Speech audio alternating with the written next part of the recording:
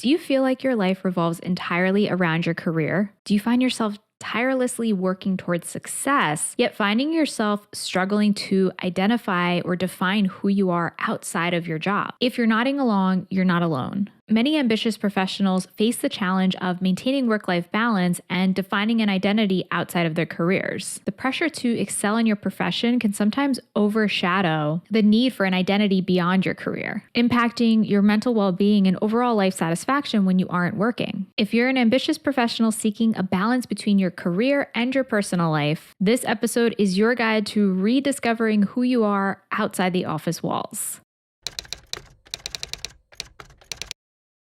Welcome to Calmly Coping. My name is Tati Garcia, and I'm a licensed therapist and coach specializing in high-functioning anxiety. I help high achievers stop putting themselves last so they can feel calm, balanced, and confident from within. If this topic interests you, then please like, subscribe, and hit the notification bell so you'll be notified every time I release a new episode. Thank you so much for tuning in. So before we dive into this, let's define what an identity is. So it encompasses, quote, the values people hold, which dictate the choices they make. An identity contains multiple roles, such as mother, teacher, U.S. citizen, for example. And each role holds meaning and expectations that are internalized into one's identity. Identity continues to evolve over the course of an individual's life, unquote. So the ambitious professional's dilemma is the tendency to focus on and amplify one aspect of your identity, which often tends to be your career, title, profession, your job, whatever it is that you do for work. And this can make it more difficult to see your role or purpose outside of work. Even though you hold many different identities, you may overemphasize this one identity that is connected to your career. The high expectations and pressure that you put on yourself and the focus on achievement and or success can make it more likely that you over-identify with this identity. In addition to the fact that this is where many people spend a lot of their time at work or thinking about work or doing things related to work. And so it can naturally become a big part of the way that you view yourself as a person. You may put many hours and years of work into getting where you are in your career. And because of that, you can hold that in very high regard. However, when you focus too much on your identity when it relates to your job, this can have negative impacts on your mental health and on your life fulfillment. So this can contribute to things like stress, anxiety, depression, and other mental health struggles such as burnout, if you are not taking the time to cultivate an identity beyond your career. Some of the negative consequences can be that when there is a change to your career, let's say you lose your job, you change careers, you retire, you take a break such as a sabbatical, or you take time off, or any other significant change when it comes to your career, then this can result in you feeling completely lost. Can result in you feeling like you're lacking purpose. You're not sure what to do with yourself. You're not sure who you are. It can potentially become an identity crisis. And this could be something that can be very challenging to navigate. And when you over-identify your career, then that can result in a lack of work-life balance. You may throw yourself into your career as a way of finding that purpose and finding what you value in life, and have difficulty with focusing on things outside of work. Even if you may want to do activities or spend time with the people that you care about outside of your career, it can sometimes be really difficult to intentionally make the time for this, and you may find all of your time becomes consumed by just focusing on your career. Another negative consequence of majorly identifying with your career is you may feel the need to prove your worth through your work. So you may feel like you aren't good enough unless you have achieved something or unless you are working or being productive. And this can turn into an endless hamster wheel of just feeling like you constantly need to be doing and achieving more. You need to achieve that next level, that next status, that next income bracket, that next title, or whatever it is that looks like for you. And it can feel like this never-ending race. I have worked with countless ambitious professionals who have struggled with this over-identification with their career at many stages throughout their life. I've worked with individuals who are trying to transition into retirement and finding what that looks like for them, how much of their life they want to devote to continuing to work, to volunteer activities, or to taking time off and allowing themselves to relax.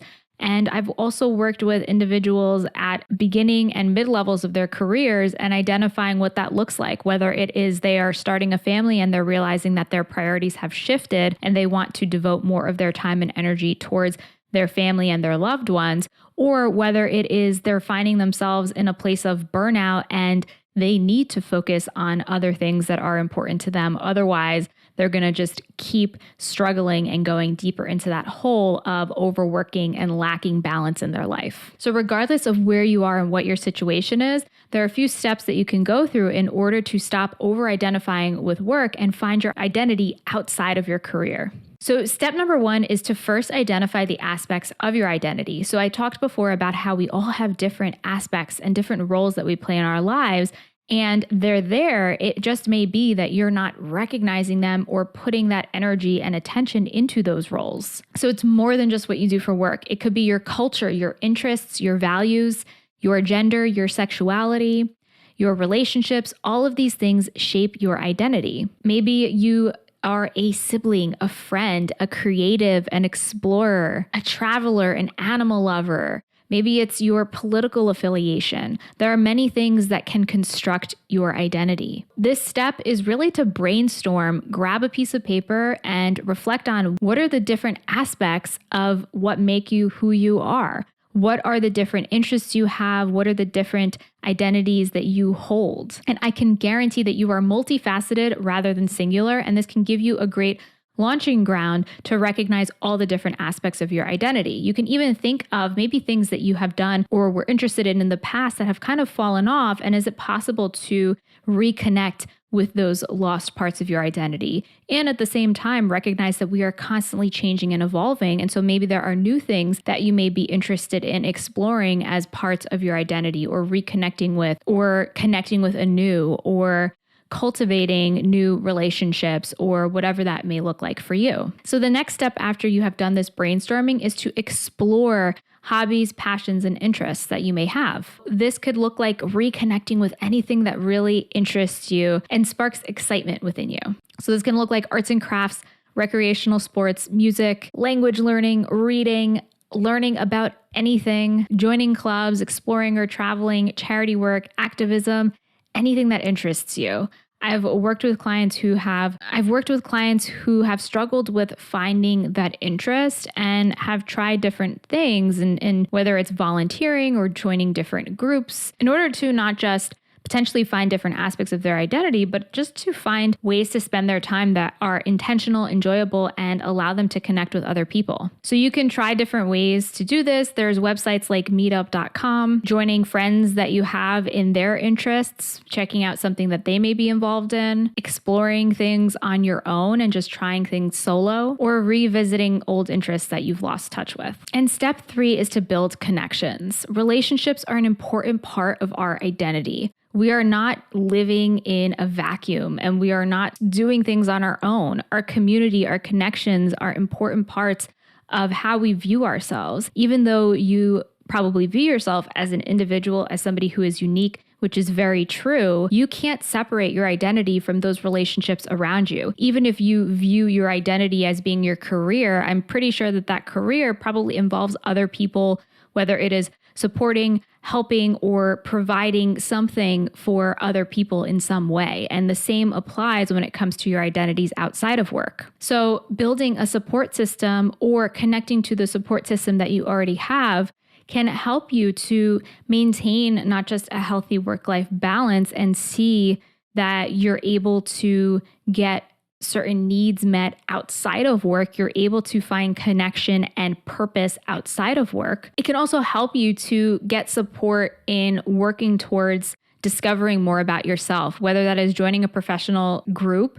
Maybe, even within your workplace, there can be certain professional associations or support groups or other things. And it can also be outside of work, but just looking for something that can give you some level of support, some level of connection and community. If you are searching for a community and you're an ambitious professional who is struggling with anxiety, overwhelm, burnout potentially, and putting a lot of pressure on yourself, then you would be a perfect fit for my community, the Calm and Ambitious community. So this is a supportive and non-judgmental community where you can learn skills and tools to help you to feel calmer from within, create work-life balance, and feel more confident in yourself with live coaching calls once a month. We also offer monthly planning workshops as well as challenges and live workshops along the way to support you in building these skills. If this is something that you're interested in learning more about and in joining us, we would love to have you. You can learn more by going to calmandambitious.com or click on the link in the show notes. Here are the key takeaways from this episode. You have an identity. You are more than your work, and you are worth more than your work and the things that you do. You can find identities outside of work that aren't based on how productive you are, how much you do, or how much money you make. You can find identities that are related to the way you view yourself as a person, whether it's a part of how you define or identify yourself as a person, or whether it is an interest you have, or whether it comes from a community you're a part of or connections that you hold in your life. We are all multifaceted, and you are worth more than your work. Any step that you can take towards finding and discovering more of your identity outside of work is a step that you are taking to take care of yourself and see yourself as a whole and worthy person. So I'd love to hear your thoughts on this question. If you are watching on YouTube or listening on Spotify, what aspect of your identity would you like to cultivate beyond your career? And while you wait for next week's episode, I have other episodes about calming your mind, creating work-life balance, and feeling more confident from within. So be sure to check out these episodes here. Thank you so much for tuning in today, and until next time, be calm.